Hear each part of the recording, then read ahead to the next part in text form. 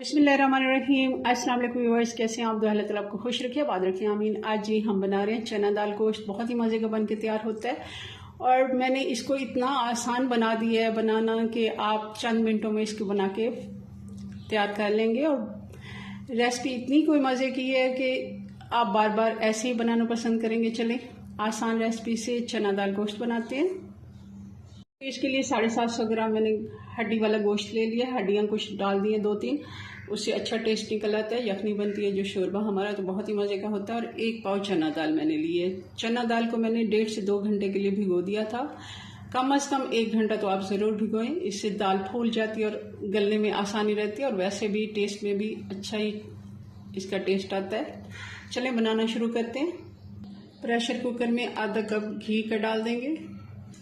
घी गर्म हो गया तो प्याज डाल देते हैं और प्याज के साथ ही हम डाल देंगे खड़ा मसाला। 2 छोटी इलायचियाँ, 1 बड़ी इलायची है, 4-5 लौंग है, काली मिर्ची है, 1 टेबलस्पून जीरा है और 1 बड़ा टुकड़ा दालचीनी का है। ये सारे मसाले भी हम प्याज के साथ ही फ्राई कर लेंगे। अगर प्याज से पहले हम ये मसाले डालते हैं तो इनकी वो खुशबू नहीं आती जो हम प्याज के साथ इनको फ्राई करते हैं। प्याज को हमने 3 से 4 मिनट फ्राई करना है, ज़्यादा हमने इसको कलर की तरफ नहीं ले जाना। और गोश्त डाल देंगे।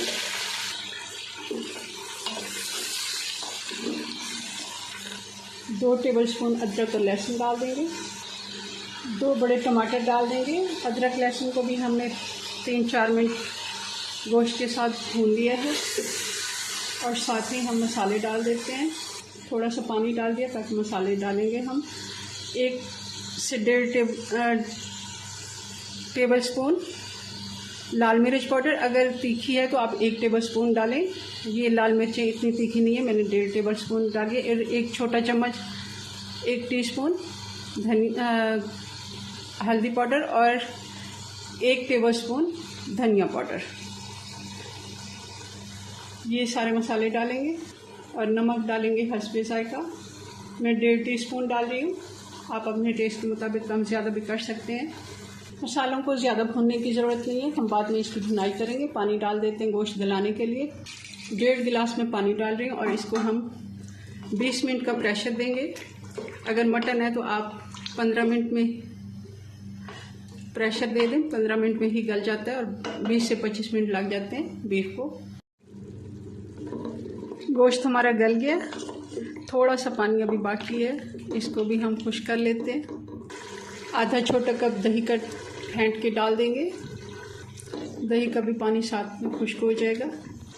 दाल भी हम डाल देते हैं। दाल का पानी हमने फेंक दिया और अच्छे से दोबारा से धो लिए। कुछ हरी मिर्चें भी डाल देते हैं साथ में। और पानी हम इतना डालेंगे जितना आपको ग्रेवी इसकी चाहिए, बहुत ज़्यादा पानी इसमें नहीं डालना। हमने थोड़ा सा इसका मसाला चाहिए तो मैं 1 कप इसमें पानी डाल देती हूँ।